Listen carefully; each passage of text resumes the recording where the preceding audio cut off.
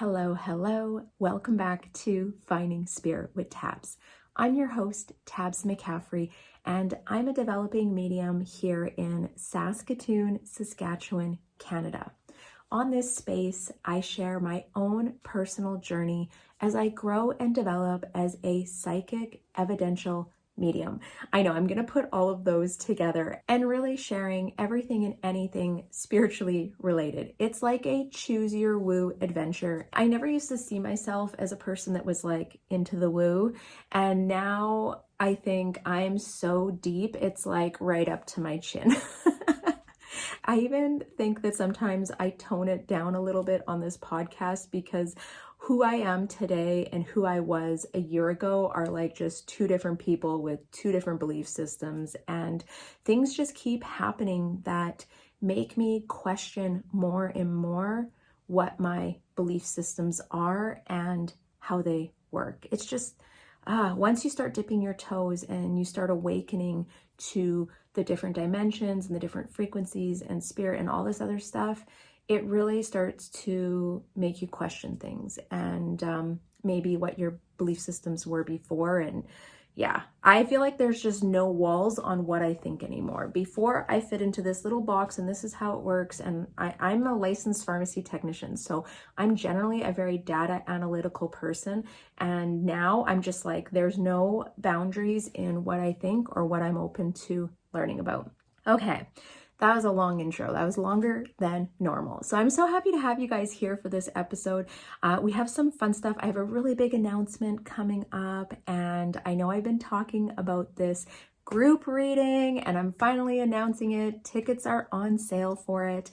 It's going to be a small group. I think 15 max is what I'm going to cap it at. It's going to be on July 11th at 6:30 p.m. Mountain Standard Time. I always have to think which time zone I'm in because our province doesn't change time zones. So half the year I'm Central Standard Time and half the year I'm Mountain Standard Time, and it really messes with me and my scheduling. But yes, it will be 6:30 p.m. Mountain Standard Time. I hope to see you guys there. If you have been wanting to connect with someone, I really encourage you to join the group reading. No guarantees that everyone gets a connection, but I just think there's so much beauty and magic in group readings, and it really gives you that belief if you're questioning or uncertain. Hopefully kind of dips your toes into what a reading is. And group readings are just kind of mini ones, so it's like 10 minutes max, 7 to 10 minutes, and I try and do as many connections as I can, where in like a one-on-one reading we're going to be probably in the throes of the reading for anywhere from 30 to 40 minutes. So definitely way more in depth on the one-on-ones, but I do like the group readings. These are just a fun way to spend an evening sitting down, listening to beautiful messages, and you probably are going to shed a couple tears because I know we all do. All right, so that was the big announcement, the date, the time, tickets are on sale. Hope to see you guys there. Let's get into today's episode. I'm so excited because lots of synchronicities have been happening in our life, and there's like a lot of really good things happening right now that I feel like I just can't quite share. They're very like personal to our family, and I hope maybe in a couple months I'll be able to share everything. I've been keeping notes in my phone to keep track of everything, so when people are like, prove it to us, give us exact, I'll be able to do that.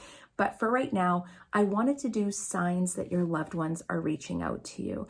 And the stories I have today actually aren't about myself. They're about my husband, Jeff, and his mom.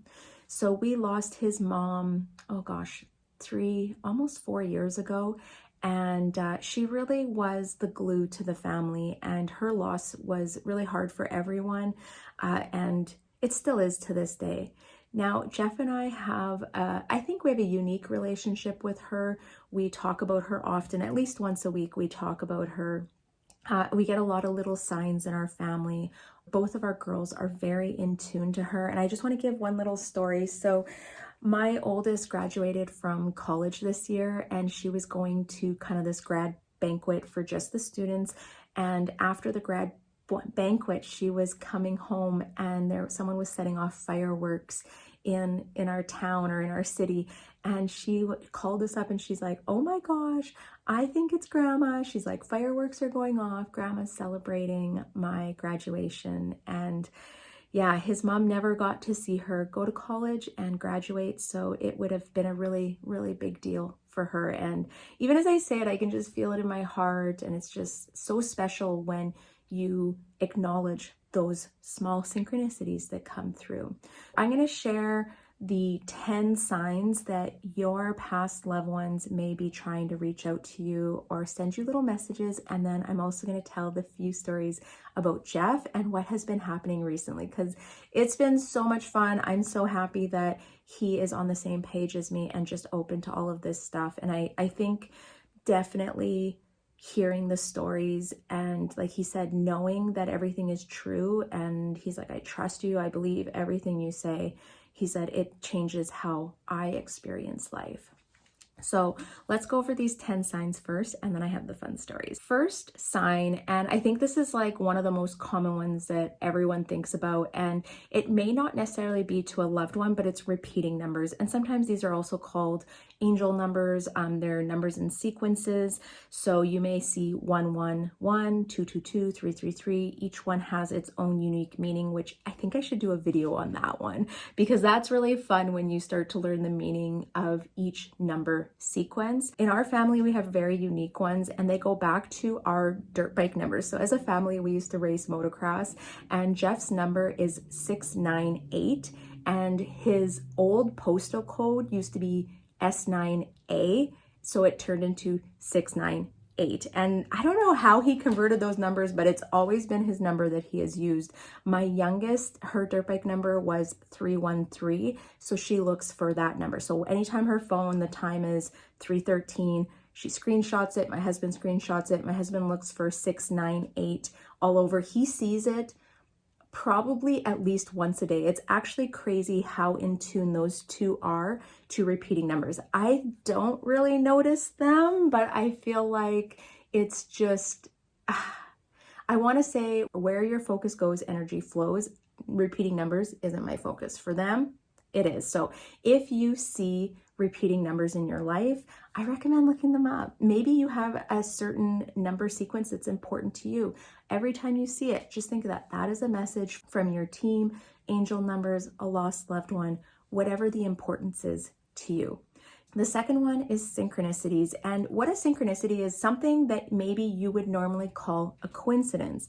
I always say, I do not believe in coincidences anymore. Everything is a synchronicity. Everything is meant to happen how it happens, no matter how big or how small. Synchronicities in your life might be, oh, I gotta hurry and get to pick up my kid after school, and you hit every green light. To me, that would be like a synchronicity. Everything lined up into the perfect thing. It might even just be small things that happen in your life, like where you're like, oh, that was a coincidence, or you're thinking about someone and they phone you. Not a coincidence. That would be a synchronicity. And these can sometimes happen when you have a past loved one. So you may think about them and then their favorite song comes on the radio. Or a friend of mine was out thrift shopping and a sweater showed up with her dad's name on it. And those are those little synchronicities. And when you start to pay attention to them and look for them and acknowledge them, I feel like they start to happen more often. Number 3 is feathers, finding feathers in unexpected places. This is usually a sign from your spirit team or your past loved one that they're with you, that they're around you. I know every time I find a feather, I keep it, I put away. I actually have a feather in my glove box of my car. I just thought of it. I never went and grabbed it. But when you find them, think about what were you thinking right before that moment, or what do you need to hear, or who do you need to hear from? Because that's their message, that they hear your thoughts, that they're with you. Number 4, and I kind of touched on this already, was songs and music. So it's hearing that particular song that reminds you of them. And sometimes even when you hear a song, if it's not directly related to them, it's listening to the lyrics. I know a song came on after my mom passed away, and when I was listening to the lyrics, it wasn't a song that I would have recognized or even correlated to her, but when I listened to the lyrics, it was just at the perfect time when I was thinking about her, and it was talking about heaven and heaven being a place and what was there and how beautiful it was, and it just like brought tears to my eyes. It was such an applicable song for what I was thinking about in that moment. So think about those songs when they come on. Listen to lyrics sometimes when you're just in that mood and you're thinking about that person. Number 5, dreams. And they can be very vivid. They can have messages in them. Sometimes it's just relaxing with your deceased loved one. And I had one of these a couple months ago. I was in a car and my mom was with me. I was driving. She was probably like 30, and I guess I would have been the age I am right now, which is 40. We were just talking and it was the most normal conversation, and I can't remember what was said. I honestly, for the life of me, cannot remember what we talked about. But I remember waking up and just feeling so at peace. Like it was the most peaceful, relaxing conversation that her and I could have had. And it made my heart feel very at peace. So paying attention to those dreams and acknowledging when they come and visit you, acknowledge that that's your loved one coming to visit you in your dreams. Animals, I like this one. So encountering animals that may have special significance for you. This might be a cardinal bird. Maybe there's a special animal that your loved one adored or loved. Maybe it's an animal that they were obsessed with, right? Like maybe it's your grandma, and your grandma loved to collect elephants. And then you're out somewhere and you find this tiny little figurine of an elephant in an unexpected spot or store.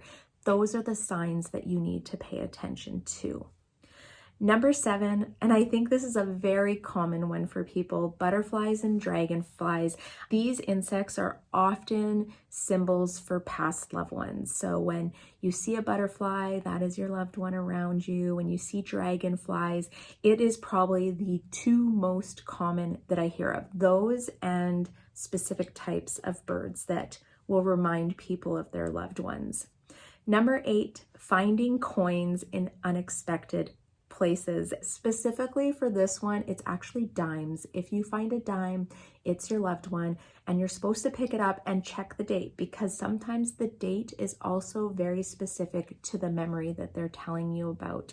So that one, I have a friend that has a whole coffee mug of dimes that she has found in her house from her dad that she lost quite a few years ago. I think those can be some of the most special ones, especially when you're finding coins. And we live in a day and age where people don't carry coins anymore. We don't carry change. Everyone taps their debit or their credit cards.